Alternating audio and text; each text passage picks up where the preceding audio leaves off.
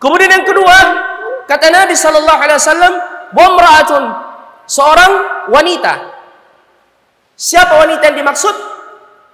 Siapa? Khadijah. Khadijah radhiyallahu anha. Ingat ini, 4 wanita sayyidat al-alam yang merupakan wanita yang paling mulia di dunia. Ayuhal ikhwah, Asya bintu Muzahim, istri Fir'aun, Maryam bintu Imran, ibu dari Isa alaihissalam, Khadijah bintu Khuwailid, kemudian Aisyah radhiyallahu anha, dan tambahkan yang kelima, Fatimah bintu Rasulullah sallallahu alaihi wasallam. Ya. Ini adalah wanita-wanita pilihan. Wanita-wanita pilihan. Adapun Khadijah ini juga adalah merupakan wanita yang kaya raya. Habis hartanya untuk membantu Rasulullah sallallahu alaihi wasallam dalam berdakwah. Dan makanya biasa ada jomblo atau ikhwah ditanya, "Ya, Anda mau mencari calon istri yang bagaimana?" Dia bilang, "Ya yang yang seperti Aisyah dan seperti Khadijah." Ya. Dia berkata seperti itu. Ya. Kalau cari Aisyah, fakir Ma'isha qabla Aisyah. Ya, fikirkan dulu Ma'isha sebelum menikahi Aisyah. Ya, Ma'isha artinya pendapatan. Ya. Ada juga yang mengatakan, saya mau mencari seperti Khadijah yang kaya raya. Tapi Nabi itu menikahi Khadijah memang niatnya untuk bisa kemudian menopang pergerakan dakwah. Ya, ayuhal ikhwah. Dan ternyata memang seperti itu kondisi beliau, Khadijah radhiyallahu anha. Yang sampai-sampai Aisyah radhiyallahu anha cemburu pada Khadijah. Padahal Aisyah tidak pernah berjumpa dengan Khadijah. Nabi tidak menikah wanita yang lain ketika beliau beristrikan Khadijah atau bersuamikan beristrikan ketika Khadijah menjadi istri beliau. Nabi tidak menikah dengan wanita yang lain. Setelah meninggal Khadijah, beliau hijrah ke Madinah dan para sahabat melihat kesedihan Rasulullah sallallahu alaihi wasallam.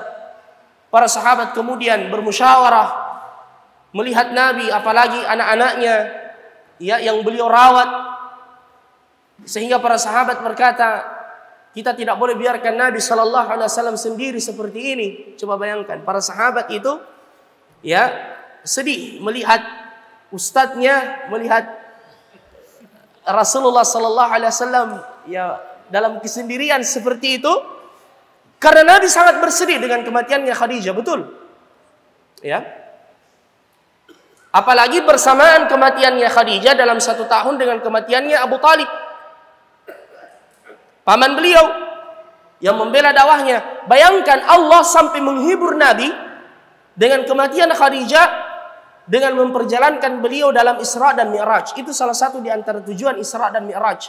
Menghibur Nabi yang sangat sedih di tahun yang dikenal dengan Amul Huzni, tahun kesedihan karena kematian Khadijah dan pamannya Abu Talib.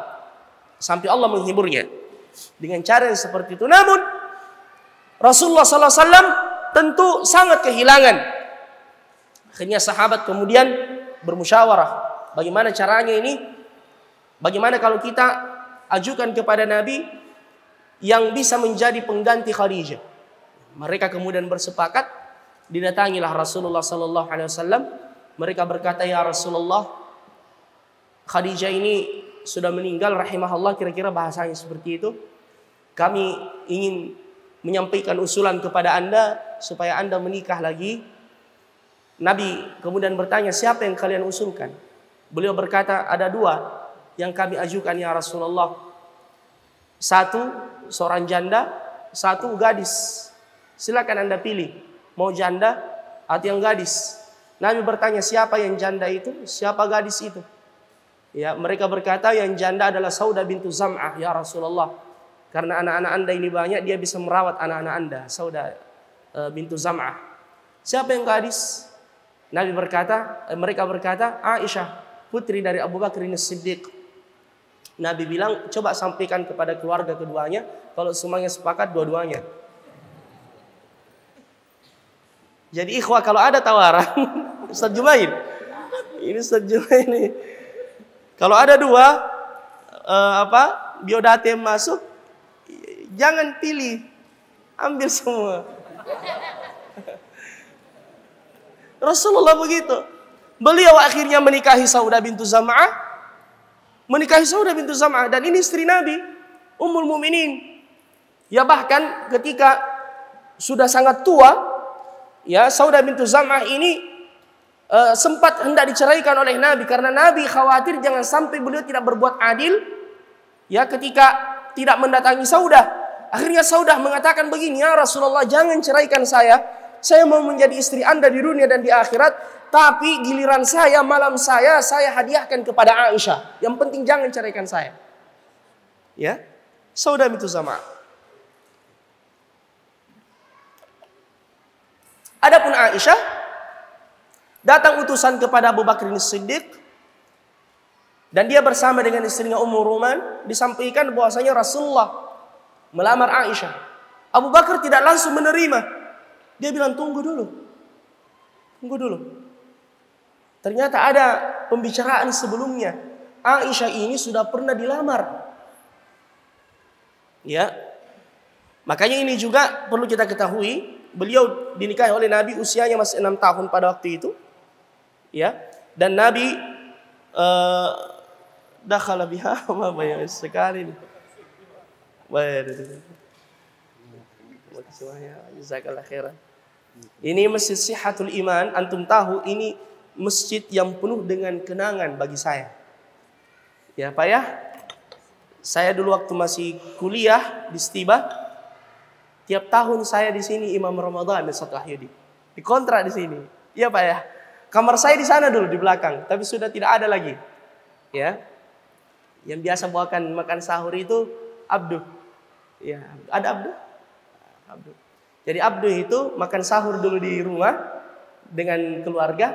Nah, datang ke sini dia bawakan saya makanan, dia temani lagi saya makan sahur di sini. Mana kancu? Tidak ada kancu. Baik. Masya Allah, ini Sihatul Iman sudah luar biasa. Bismillah. Allahu Akbar. Baik, kalau habis semua ini, mami habis materi ya. Ya, ini dia ini, insya Allah. Insya Allah. Baik. Ternyata Aisyah sudah dilamar oleh lelaki lain. Akhirnya Abu Bakar As-Siddiq berkata, tunggu dulu. Saya pergi pastikan dulu. Karena dalam Islam dan ini sudah menjadi adat dulu, tidak boleh melamar yang sudah dilamar. Tidak boleh melamar yang sudah dilamar. Kecuali kalau dia membatalkan lamaran itu. Tidak boleh lambung kiri, tidak boleh mentelikung di jalan. Ya, ini adab ya ikhwan. Kalau ada akhwat yang sudah dilamar resmi, lamaran resmi maksudnya, ya bukan baru sekedar ta'aruf. Ya, kalau sudah dilamar, tidak boleh lagi dilamar. Kecuali kalau dia membatalkan. Jangan kita mengatakan selama janur kuning belum ya terpasang di depan rumahnya, tidak. Biar belum ada janur kuning, kalau sudah resmi dilamar, tidak boleh lagi dilamar. Ya, baik. Datanglah Abu Bakar As-Siddiq menemui lelaki yang sudah datang melamar Aisyah. Ya, dia temui bapaknya. Dan ternyata orang ini ketika Abu Bakar As-Siddiq baru mau menyampaikan hajat, bagaimana apakah jadi menikahi Aisyah atau tidak? Orang ini duluan dia mengatakan begini, wahai Abu Bakar, kami dengar kau mengikuti agamanya Muhammad. Dia bilang betul. Dia langsung bilang begini, kalau begitu kami tidak sudi menikahkan putra kami dengan putrimu. Padahal Abu Bakar ini belum bicara. Akhirnya Abu Bakar mengatakan, oke, itu yang saya mau memang. Ya, masalah. Dia pulang langsung terima lamarannya Nabi Sallallahu Alaihi Wasallam. Allahu Akbar. Diterima lamarannya dan Aisyah radhiyallahu anha. Coba lihat hikmahnya. Mengapa Allah memerintahkan Rasulullah menikahi Khadijah? Khadijah usianya sudah 40 tahun pada waktu itu. Karena ini awal-awal dakwah. Nabi butuh pendamping. Wanita dewasa. Karena perjuangan berat. Ya, butuh dana juga. Ya.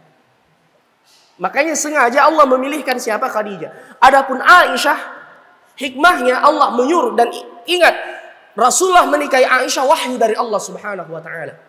Sebelum ditawarkan kepada Nabi, Jibril sudah datang dalam mimpinya Rasulullah. Beliau pernah membawa kain sutra yang berwarna hijau, kalau tidak salah disingkap, nampak cahaya, terlihat wajahnya Aisyah radhiyallahu anha. Dalam riwayat yang lain dikatakan kepada Nabi, ini istrimu di dunia dan di akhirat. Makanya ketika sahabat ini datang menawarkannya, Nabi langsung berkata, coba tanya ke Abu Bakar, ke walinya, kalau dia mau. Ya. Menikahlah Nabi dengan Aisyah radhiyallahu anha. Dan ini disiapkan oleh Allah. Hikmahnya tadi Khadijah di awal dakwah, ya, butuh pendamping. Adapun Aisyah ini dan satu-satunya istri Nabi yang masih perawan ketika dinikahi, Aisyah radhiyallahu anha, dan masih sangat belia umurnya karena dipersiapkan oleh Allah untuk menukil ilmu dari Nabi sallallahu alaihi wasallam, terutama yang berada di dalam rumah yang tidak dilihat oleh sahabat-sahabat yang lain, untuk dijadikan sebagai tuntunan buat umatnya yang datang belakangan. Karena kalau masih muda seperti ini, masih kuat hafalannya. Ya, Aisyah radhiyallahu anha masih sangat belia, tambah lagi orangnya sangat cerdas. Sampai-sampai Urwah pernah mengatakan, salah satu di antara murid beliau yang paling banyak meriwayatkan hadis dari Aisyah, dia berkata, "Ya ummah, wahai ibu kami tidak heran dengan kefakihan Anda istri Nabi. Kami tidak heran dengan keluasan ilmu Anda putrinya Abu Bakar As-Siddiq. Tapi kami heran dari mana Anda belajar ilmu tib, kedokteran. Sampai Aisyah mahir dalam ilmu tib medis. Herbal itu." Ayo ikhwah. Apa kata Aisyah?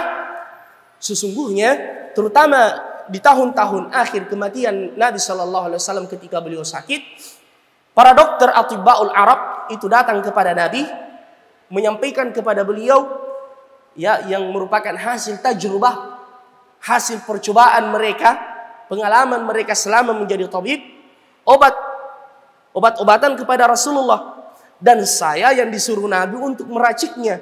Dari situ Aisyah belajar at-tib itu. Ayyuhal ikhwah.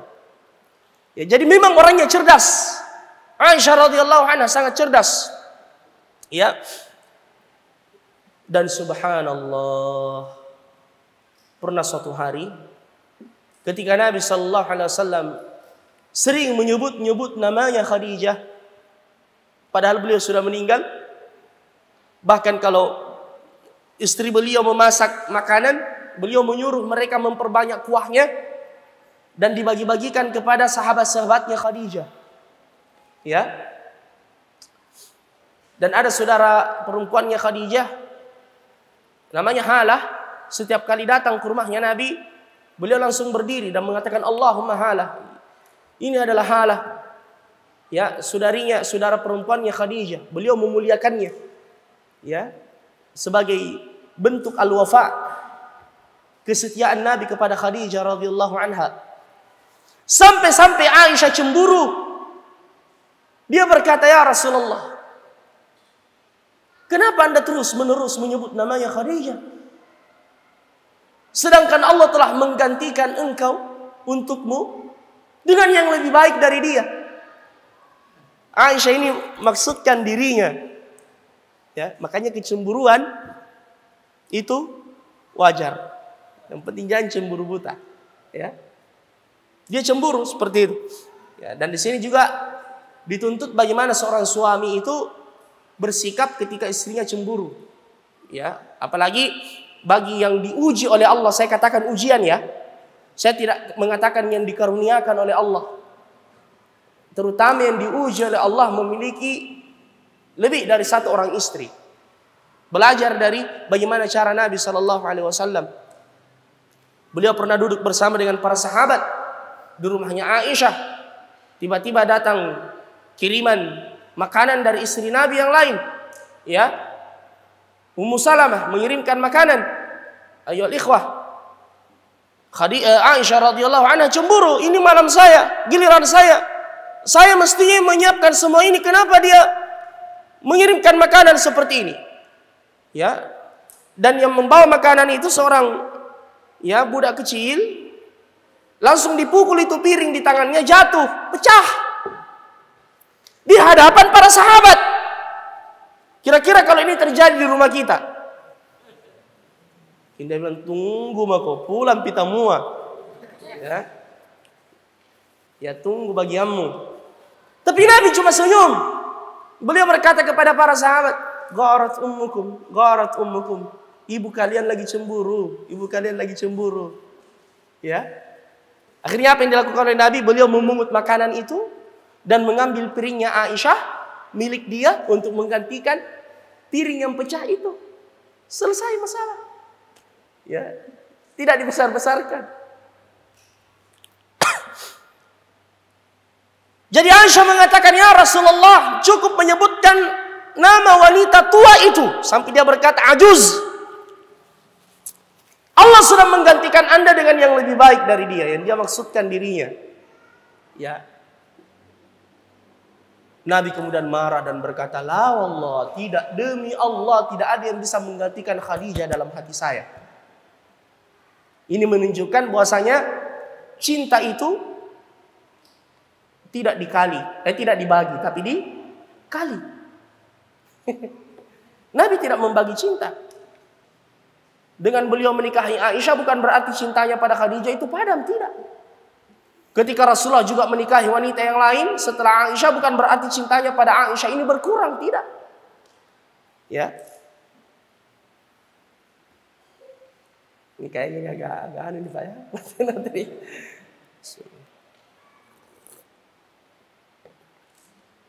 La wallah, tidak, demi Allah.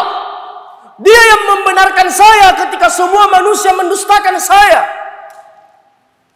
Dia Khadijah menyinfakkan semua hartanya di jalan dakwah untuk membantu saya. Tidak ada yang bisa menggantikan kedudukan Khadijah di dalam hati saya.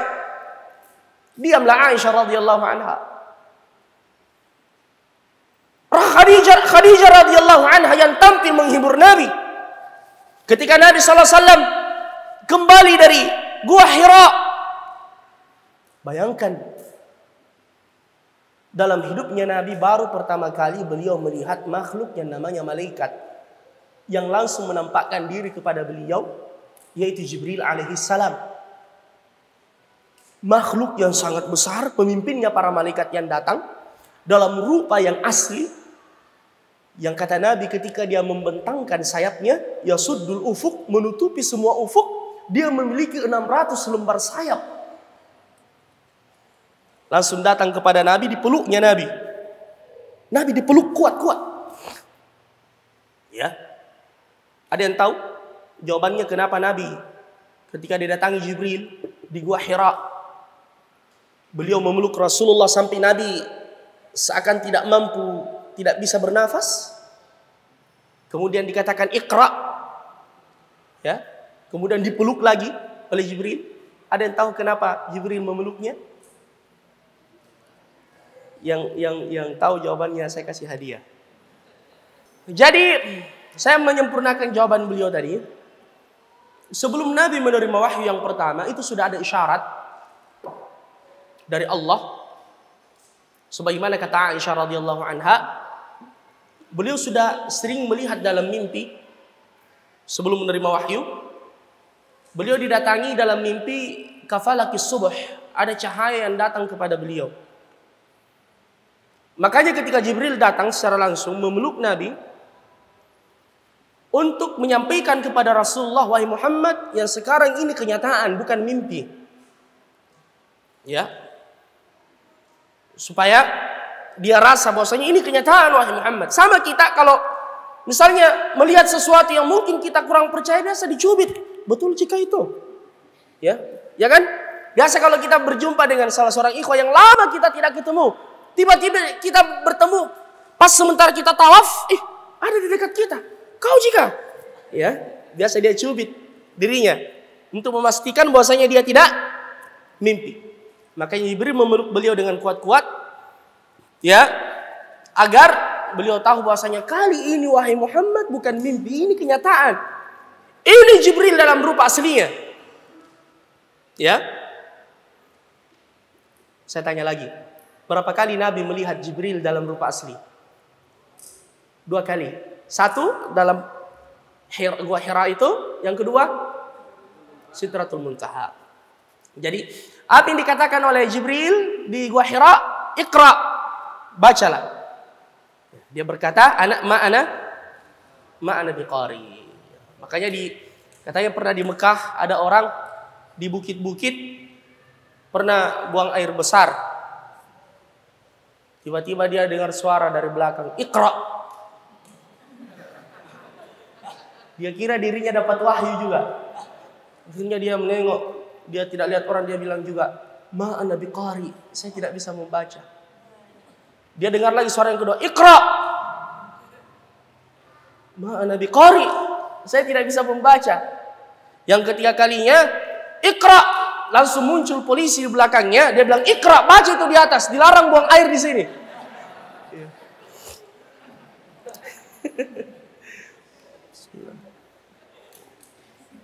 Rawahu Akrama. Diriwayatkan oleh Ustaz Akrama. Baik.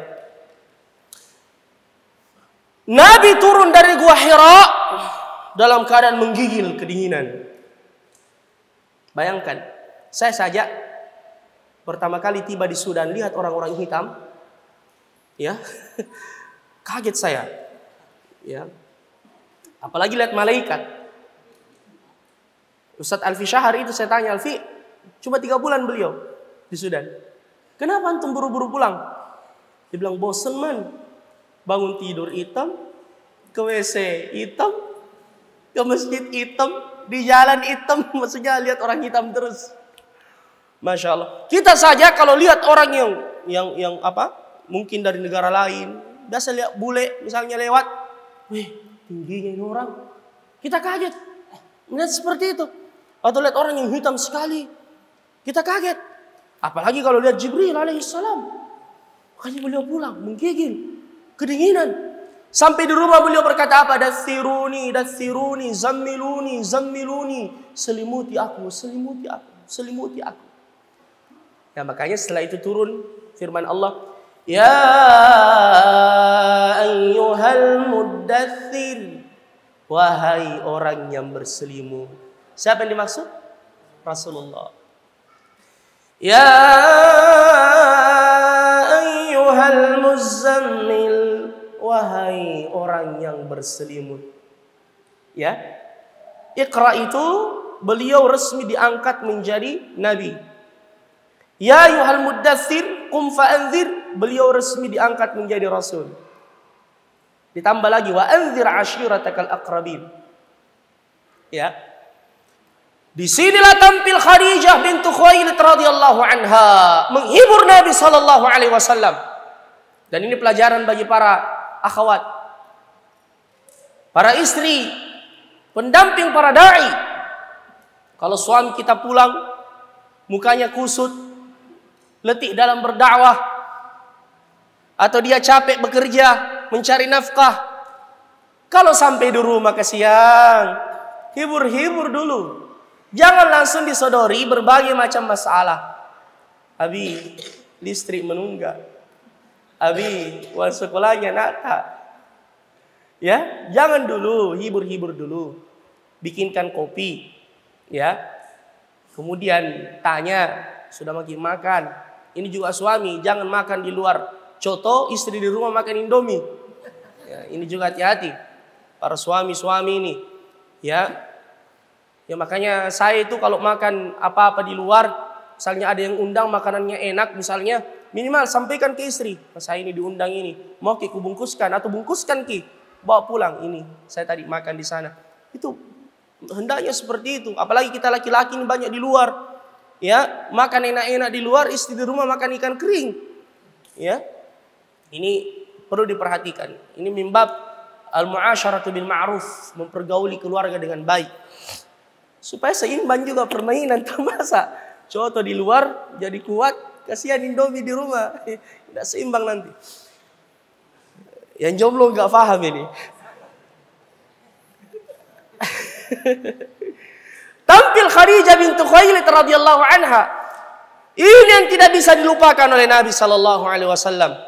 Dia berkata, "Wallahi, demi Allah wahai suamiku yang tercinta, la yukhziyakallahu abada." Jangan takut, Allah tidak akan menghinakanmu selama-lamanya. Allah tidak akan menghinakanmu. Allah tidak akan meninggalkanmu. Innaka latasilur rahim. Kau wahai suamiku adalah orang yang banyak menyambung tali silaturahim. Wa tuqrid dhaif, selalu memuliakan tamu. Wa tahmilul kal, memikul beban orang lain. Wa tu'inu ala jawanibil haqq, dan engkau senantiasa bersama dengan orang yang memperjuangkan kebenaran. Makanya barang siapa yang memiliki sifat yang seperti ini, selalu menyambung tali silaturahim, berbuat baik kepada orang lain, kemudian meringankan beban saudaranya, demi Allah, Allah tidak akan meninggalkan Anda ketika Anda berada dalam kesulitan. Ini faidah. Menyambung tali silaturahim, memuliakan tamu, membantu saudara-saudara kita. Barang siapa yang tidak membantu saudaranya pada saat saudaranya butuh bantuan, maka tunggulah, tidak ada, Allah tidak akan membantunya ketika dia suatu saat butuh bantuan. Makanya Khadijah ini tidak bisa dilupakan oleh Rasulullah sallallahu alaihi wasallam. Bahkan beliau membawa Nabi sallallahu alaihi wasallam menemui pamannya. Siapa namanya? Siapa nama paman Khadijah? Waraqah ibn Naufal.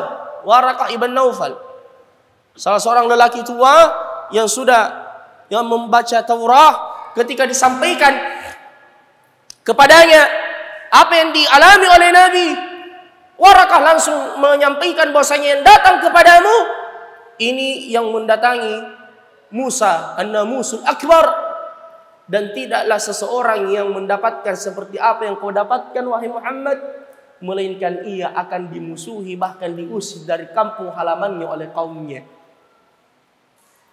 Sampai Nabi mengatakan, jadi saya juga nanti diusir oleh kaumku. Apa kata Waraqah? Betul. Dan andikan saya masih hidup ketika nanti kau diusir oleh kaummu, saya akan membelamu. Dan ini menunjukkan Waraqah ayyuhal ikhwa fil jannah, sebagaimana juga persaksian dari Nabi sallallahu alaihi wasallam. Ya.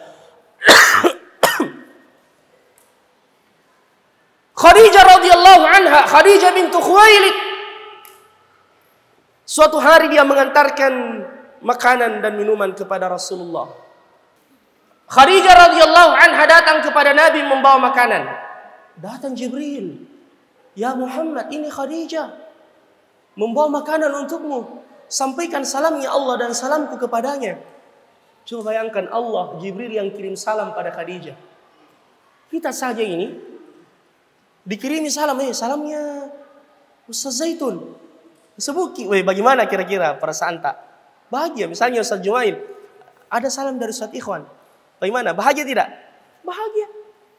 Allah yang kirim salam. Jibril kirim salam lewat Rasulullah untuk Khadijah. Bahkan Jibril mengatakan, "Wa basyirha", beri kabar gembira kepada Khadijah dengan sebuah istana dan rumah di surga. Tidak ada lagi kebisingan, tidak ada lagi keletihan di dalamnya. Khadijah. Allahu Akbar, Allahu Akbar.